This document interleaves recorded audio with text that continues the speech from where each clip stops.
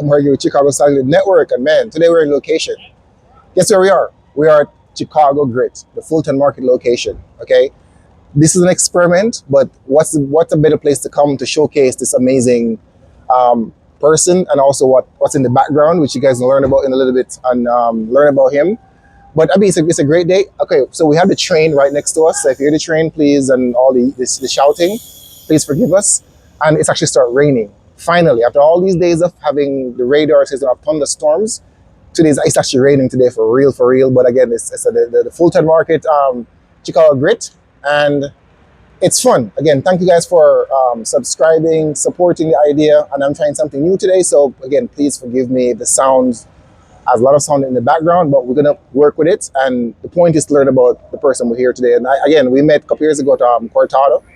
These are my Cortado friends, and 5:45 we bike in the morning. We have a rule in the morning. We have a spot that we meet for biking, and if you don't see me by about 5:20 a.m. in the morning, leave. That's the rule. Right? 5:20 exactly. 5:20 exactly. If you don't see it, we're out. All right. So anyway, we're not gonna jibby jabber too much because the rain, a lot of noise, and we'll just have my friend introduce himself and tell us a little bit about why we're here. So introduce yourself, let people know who you are. Okay, I'm Mike Junius. I live in Chicago, pretty close to where Omar lives. So like you said, we ride to the ride together.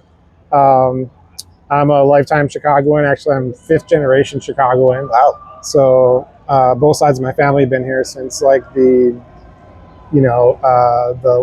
really late 1700s. So yeah, like longtime Chicagoan.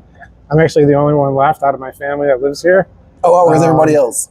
So I got my brother lives on the East Coast and my sister lives in Downers Grove.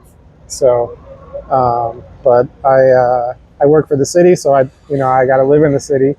I grew up in Oak Park, though. My folks moved to Oak Park when I was like 5 years old, and I grew up there.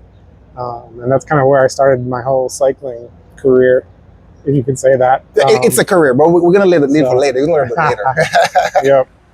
So up until, I don't know, probably like 10 years ago, I was a Cat 4 racing cyclist. I did a lot of cyclocross races. I did a lot of criteriums. I did a couple road races. So yeah, it's been a long time. I've like really enjoyed cycling around Chicago. So yeah, that's it. So we're gonna get into some more details because we have a little saying. We call him Sneaky Mike, because back in the days we have those sprints, and then you think you're doing your thing, and all of a sudden he's like right next to you. So we're going to talk about this later on. Anyway, so we're experimenting with something. Okay, so I said before. So right now we're sitting at the Chicago Grid, and I noticed we have like something in the background. So I won't get into too much detail, but I'll have Mike explain exactly why we're sitting here and tell us what's in the background. So this is my Mercedes-Benz Sprinter van that was converted by a company called Nowhere Vans up out of Elkhorn, Wisconsin, which is just kind of north of Lake Geneva. Nowhere Vans like customizes vans like for basically anybody that wants to kind of have like a camper type van. I started talking with them a couple of years ago about creating a van for me. I was going to have them custom build one for me. And I told them I wanted to put bikes in it. I wanted to put my motorcycle in it. I wanted to be able to travel. I wanted to do all this stuff. So, we were talking and stuff, and they actually had this van was their, whoa. All right, let's keep on rolling. So this van was actually their demo van that they had made to take to shows and show off what they could do at shows. So this van basically has everything in it that Nowhere Vans puts in vans. So I got really lucky that perfect deal. They wanted to sell it after a couple of years. So I got it slightly used, but it's basically in brand new condition. So it's got a lot of great features. I'll wait for the train to go by for a second. Again, we're right by the train. We're right by Lake and Carpenter, guys. So the train is here, but this is something beautiful about it. When you're in the city, you have to hear the train. Okay, and people love hear it. And it's gone. Yeah. So it's like in the Blues Brothers where they go, how often does the train go by? They're like, so often you don't even realize it. Yeah, so you do this van just for yourself, or you have a special reason behind why you're doing the van? So I bought it, for myself, but I also realized that I could rent it out to people that wanted to use it on this website called outdoorsy.com. So right now I got the van listed on outdoorsy.com, and later on maybe you can take a picture of the QR code. It'll take you right to my van's webpage. Nice. And you can see like what it includes and the rates and all that and stuff. So, but like I bought it primarily to use it myself, but like it'll help me to kind of defray the cost and also give other cyclists a chance to use it to go to races or to take a trip and take their bikes with them. Oh, nice. And, so what comes with the van? What are some of the amenities that comes with the van?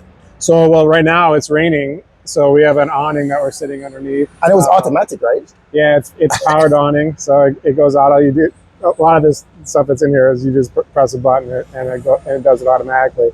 So it seats 4 people. There's a queen size bed. And the queen size bed actually goes up and down away from the tree.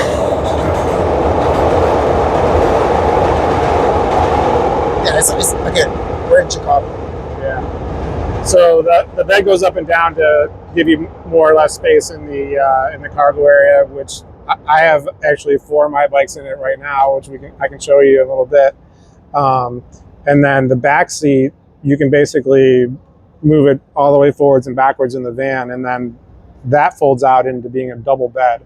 So you can actually sleep 4 people, but the queen size bed is pretty comfortable for 2 people, and then the double bed, you're probably talking about kids or smaller people, or just one other person. So yeah, so it's really versatile in that there's all these options that you can do with it. It's got a fridge, it's got a sink, it's got an induction cooktop that you can take out of a drawer. You just set it on the counter and plug it in. So the van has 400 watts of solar panels on the roof. I didn't know that. That's pretty cool. Yeah, and then it's got 13 kilowatt battery hours in it, basically. So you can sustain yourself inside of it for days and days. All right. So if anything happen anytime coming soon, I'm gonna go to Mike because it's like a survival van. So hey, please, let's keep me as friends, okay? we got room for 4. One of them's me. I gotta like pick which of my kids gotta go. Yeah. So awesome. Just to be comfortable too, it's got AC. If you want to take it somewhere in the wintertime, it's got heat. So and the heat runs off the diesel fuel for the van. So you basically and if you go to a campsite, you can just plug it into the campsite. You can plug it in. It's got a shore power connection. You can actually plug your house into the van and run your house off the van if you wanted to, because it's got like an outbound power connection. Wow. It's got like 20 gallons of fresh water capacity. It's got a hot water heater. It's got a shower and a composting toilet, which is the composting toilet I really think is pretty cool. It mixes your solids with like a coconut husk mixture, and basically you can go in it like 30 times before you need to change it out. So you can use your food to grow your food. Yeah, basically, and to dispose of it. Man, that's pretty cool. That's pretty lifty. Yeah. So that's pretty cool about you, but I'm really excited to see how with this adventure take you, and I hope people can actually, if you want to go for a trip with your bikes, hey, hit up Mike, and we can I'll put his information so you can find his information, and hey, rent it, support, maybe we can get a family discount, maybe, I don't know. Tell him you saw Omar's video, and like when you go on and you look at the Outdoorsy page, just mention the video that Omar put out, and I'll give you a deal. All right, he said it. I didn't say it. He said it. All right. So back up. So you mentioned you work for the city. Yeah. What exactly do you do for the city? Because people need to know this, because that's one of the coolest things. I got friends in high places. It's pretty cool. Omar knows because I've taken him to my job, or he's come to my job, and I've given him a tour. Yeah. So, but I work for the city of Chicago. I work at O'Hare Airport. I'm the general manager for terminal operations for terminals 1, 2, and 3. So I manage kind of like the city's relationship with all the different stakeholders at the terminals. So, and that was pretty cool when I went there, because I went to drop my son off, and he's like, "Oh yeah, I have some free time," and then I was like, in a car driving on the cool plains. I'm like, this is dope. It's only for friends, okay, guys. Don't be jealous. yeah. It's only for friends. There's no friends and family deal on that. Yeah, no, but that was pretty cool. So basically, Mike, we all say that he runs the airport basically. So that's pretty awesome that you actually do that. That's a nifty thing to do. It's more like people ask who's in charge, and they just like point at me, like, and I was like, okay, I'll take care of it. So you mentioned one time we were talking. I said like, so when the president come to town, you take care of all the logistic stuff, right? Not all of it. Or some of it. I do some of it, yeah. So, but I can't really talk about all the details of that. But he helps. So that's man, you got an awesome job. I thought my job as a scientist was pretty cool, but that's I've only seen two presidents come here, so they're the ones that Chicago's a Democratic city. They're the Democratic presidents. Those are the ones I've seen. So that's all good. That's what yeah, guys. I mentioned before, we're literally, if you look right there, you can see the female pros are going right there now, and they pass in both sides. We're in between basically Lake and whatever that's Fulton Market, right? That's what Fulton Market and Lake, and we're on Carpenter, just hanging out and watching the race on both sides coming through. That's pretty cool. So you mentioned that back in the days you're a Cat 4 racer. How many races do you do, and what's one of your most fun races you've done back in the days as a crit? Ooh, yeah, I've done a lot of races. I used to race for a group called Tower Racing when I lived out in the western suburbs. They're out of Western Springs, so they're primarily a masters racing group. I did a lot of like really fun races. I got on the podium a couple of times myself, like third step of the podium. So that was pretty cool. I have to say though, I think the most like fun race I was ever in was, we had this young guy, his name is Kyle Self, who's now like a Cat 1, I think, racer. And he was racing for Tower Racing at the time. He was a Cat 4. And he was like winning everything. It was really fun to like go to races with him because he didn't cat up. Everyone there was like this. They made him.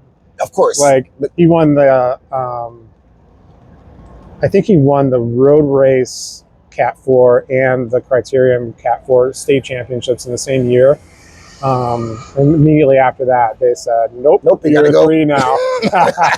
No more sandbagging." But the time that he won the Criterium Cat 4 race was down in Peoria, and there were three of us there. He was one of them.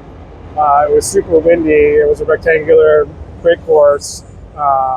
And then, so the backside of the race, it was like you're going in this like 20-mile-an-hour headwind, and everybody was suffering, And we got down to like the last couple of laps, and Kyle was like, we were sitting kind of towards the back, and he's like, I got to go to the front, like it's time, like so. I'm like, okay, let's go, And so I like went out on the windy side of the group, and I got him. I took him all the way to the front. He was sitting like fifth wheel.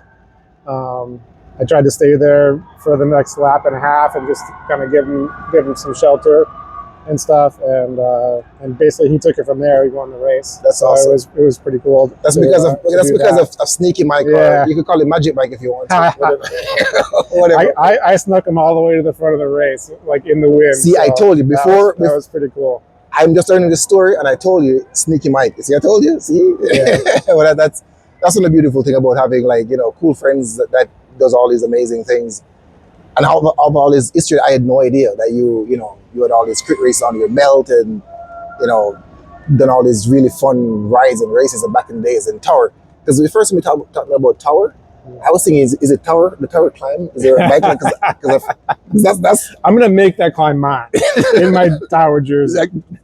You should, and own the calm too, like Tower Hill climb. That's yeah, but yeah. So we, again, as I said before, we ride together with Cortado, basically Monday to Friday, 5:45 on the dot, and we meet up there and we just have fun. Some days, it's hard. Some days it's easy, and we have Fridays chill. So again, if you want to come and join Cortado Plaza by the BMO Bank, can't miss it. 5:45 on the dot. We leave there. Everybody are welcome. We got space for everybody, but the best one to come to first would be the Friday ride, and then go from there and see how it works out for you. So again, show up and don't blow up. Yeah. So I'm excited to see what the van gonna do with the van. And again, guys, if you want to support Mike, please do so. Other than, I know you're off the bike for a little bit. Any big plans coming up for this year, for biking wise, or just keep on doing what you're doing? So I'm taking this out east next week to go visit my brother and my dad who live in Connecticut. So been looking at my brother's rides on Strava because my brother rides too. My brother was a Cat 4. Actually won. He's got it a little bit up on me because he actually won a race, and then he's come in second a couple of times. So, but The sibling rivalry. Sibling rivalry for sure. Wait a minute. So. Let's talk about sibling rivalry. Were we talking about you beating your brother in mileage a couple years ago, and you guys were going back and forth with Strava with your mileage? Yeah. So my dad was moving out of. They had a house out in. Train again. So they had a house out in Lake Carroll, Illinois. And Lake Carroll is this really nice like golf and lake community, and there's this like 11-mile circuit that runs through it. And you know, because you go ride out that way too. Yeah. It's like there's no flat. It's like straight Rollers. up, straight down. Like it's all hard, you know. So a long time ago, like I made a Strava segment that was the whole 11-mile loop, right? And then so he and I were kind of battling back and forth, like taking the KOM out there.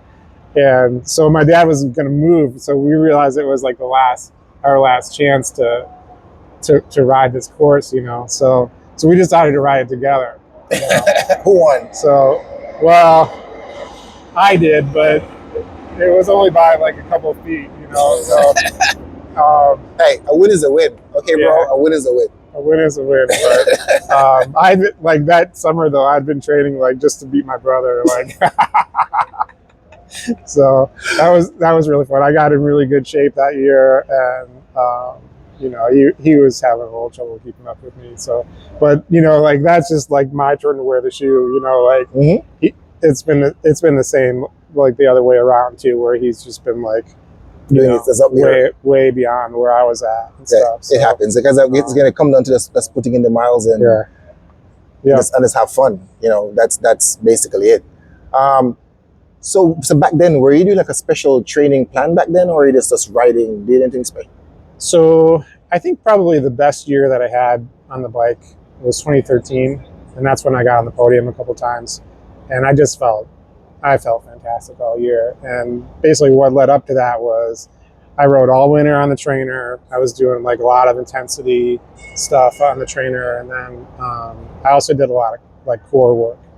And the combination of those two things led to me having a fantastic year of racing, and just I was beating up on the tower guys, and it was really fun that year. So when do you start biking though? So I've been biking since I was like 5, right? I mean, like, But when you take up like road racing / crits. I did a BMX race. That was like actually the first bike race I ever was involved in. We rode out to Itasca from Oak Park, which was crazy, on our BMX bikes, and then we like raced like one race. I crashed, you know, and then just finished the race, and then me and my buddy, we rode back home on a BMX. On a BMX bike. We rode all the way out to Itasca. It was like, I don't know, it was like it was like 13 miles or something, like, you know, at one speed. Like we were just like, it took us like 2 hours to get there, you know. But it was really, you know, that was really fun. But that kind of got me into wanting to race and stuff. And when I was in high school, away from the train.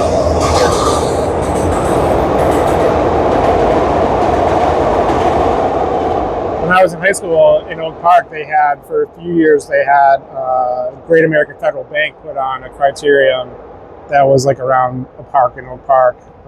So I did that a couple of years. It only lasted a couple of years. That was my first foray into doing actual, you know, like cycling races. I had my 1985 Peugeot with my Modolo brakes on it. Yeah. So that was my first road bike, and then I was in that race, and I don't know, I was like in the, you know, the juniors like under 18 race, and I don't know. I didn't know what I was doing, so I didn't do very well. Do you still have your feature bike, or So, is it still? No, my brother and I both had one because the one that I had, it got stolen. My dad had it insured, like through our house or something. So he got another one. My brother got like, so the second one was like a blue Peugeot, and then one day I showed up and we lived in Oak Park. It was kind of weird. Like there was a Chicago police cruiser in front of our house, and there was a bike in the back of it. It was my red Peugeot. No way. They saw this kid who I don't know if he wound up with it or if he was the actual thief or whatever, but basically riding it around and like asked him what he was doing and stuff, and they realized that the bike was stolen. You got it back. So because I had like Oak Park had these like stickers that you put on your bike, that registered them, and then so they knew like that the bike was. How you doing? That the bike was stolen. Hey, I'm sorry to bother you. Oh, you guys are recording. Sorry. We had the grit, guys. It's gonna happen. People are asking questions. It makes it so natural. Like this is what Chicago is about. People ask questions. The people have been riding the bikes by waving at us. That's pretty cool. Yeah. Back to your bike story. Sorry about that. So then we got the red one back, and then my brother. That was like when the rivalry started. Right, was we both had the exact same bike, and one in blue and one in red. Yeah, but red bike is faster though. Anyway, red bikes are always faster. So sure. How many bikes do you have now? Right now? Yeah. So I think I had 6 bikes right now. So whoa, look at you. So after the Peugeot I bought my first, like the first bike that I bought myself was a Trek 560 racing bike. And that one's still hanging on my wall in my dining room. So I got that. I got a Pinarello cyclocross bike. I got a Ghost mountain bike. I've got my old Ridley road bike, my Ridley Helium, and then I just bought a Cervelo S5. That bike is sweet. Yeah, it wants to go way faster than I can make it go. Oh my god, that bike! So, looking at it by itself, it just moves fast. That's a cool bike. Yeah. So I'm happy for the upgrade. And what size tire on the bike now? 25 or 28s now? So on the Cervelo, it's 28s. How's it feel? It feels good. Yeah. Training it. So when I was riding the Ridley as my racing bike, I went from 23s, which is I was riding 23s for like 45 years or whatever, and so I switched to 25s, and I could immediately tell that it was faster. And it's felt better. Then I got this bike, and it's just like everything's faster. So, try 32 or 30, you'd be like, I've been missing out, because I used to ride 25s. I would 20s. Yeah. I'm like, oh my god, I have 32s now. Yeah, I think I could fit up to 35s on the Cervelo S5. So. Try, if you have any time to experiment, try 32, and you'd be like, wow. Yeah, so smooth and so nice. It's like magical. So hopefully you can try it, and then we can. Then you let me know, because now we're all in this whole contact ratio and less pressure and tubeless versus tubes and electric pumps and all. That's where we are now, right? Yeah, right. Electronic. And this is your first electric. I love the technology stuff, man. It's really, as they say, like that's part of like why I wanted to get this van, because it has all this really, really cool technology in it, and it's like completely self-sufficient and stuff. Yeah, and that's not the new word now. Is technology. Technology. This is what it's all about. Technology. Love it. So we were talking about the Tour de France just finished like today. So talk about exciting finish. I don't know if I want to ruin it. No, I don't. But, I don't mind. Let's talk about the finish. So I mean, my boy won. I'm good. GC, I'm good. Yeah. Second to Jonas. He didn't win today. Huh? He didn't win today. No, that's fine. But he won GC. But he won the whole thing. Yeah. That's most important. But today was really exciting because they changed up the whole. It didn't just go into Paris and do like those laps around the Champs-Elysees. They did like 3 laps, and then they went and they did all these hills that were part of the 24 Olympic road race course. And then it started raining, and it was cobblestones. It was, I was like, oh my god, someone's gonna crash. They put everything in the final day. Yeah, so it was really exciting finale today, and this is probably after like everybody knows the result anyway. Yeah, So I'll just it's root out it there. for you. Now go for it. But so Wout van Aert, who's like one of my favorite cyclists, like just like rode away from Tade on the cobble climb, and Tade just like gave up. Because I mean, well, he had the whole thing in the bag. yeah, But he was definitely trying to keep up with Wout van Aert, which was really fun to watch because where Wout's was like a where was Jonas? he's like a world champion. Where was Jonas? cyclocrosser. Where was Jonas today? He was like in like the second group back because they did like the time cut was like before they even got into that part of the race. So So everybody that like made it to that point, like they had the same time basically as. Okay, gotcha. So like he wasn't in any danger of losing any more time. Okay, good. So Todd didn't gain any time on him then or anything. No. Okay, so Yeah. was still 4:22. Yeah. That's And same thing with the white jersey guy in third place. So yeah, so that standing didn't change at all. because I know a lot of people are saying that Tour de France this year was kind of boring. So I'm happy that they had like one. Yeah, I day was that saying everybody. Yeah. I know other people are saying it was boring because they're like, oh come on, Todd. But at least you got one. He's good such day. a robot. It's like it's a little bit, like It's pretty awesome. you want to have a little bit of like competition and drama in that, but that wasn't the case this year. He just rode away from everybody. It's amazing. Yeah, in the past 5 Some years. might say unbelievable. Well, they're doing all the testing, so Yeah. unless he's come up with some new way of doping and nobody can figure it out, but I'm not gonna. yeah, they've been doing all the testing. So Yeah. I think he's good. He's a good kid. He's been Yeah, quite some time and he's been putting in the work and everything. So he's been really fun Respect. to watch, and he's really positive Yeah, and yeah, stuff. yeah. And so like that. So yeah, so we learned about Mike today, guys. From all the stuff, runs the airport basically. Crit racer back in the days. We're right to get a Cortado. He has this amazing van that you can rent. yeah. Train again is coming. So repeat, where can you get this van again? What's the website? So just go to outdoorsy.com. Outdoorsy.com. Okay. Yep. And then I'll give you you can take a picture of the QR code, and then people can just hit the QR code with their phone, and it'll take you right to my rental webpage. And then just start a conversation with me through the rental webpage, and we'll figure out some way to get people renting this van. All right. So if I'm not using it, Yeah, if he's not using it. Perfect. Perfect. Thank you. See that we're in Chicago, right? You hear that? I won't even cut it out because it's all natural. This is how amazing Chicago. I mean, can you guys see my socks? Look at my socks. I'm a socks guy. I love socks. So as we wrap up, anything you want to leave us with about positive anything? yeah. Train.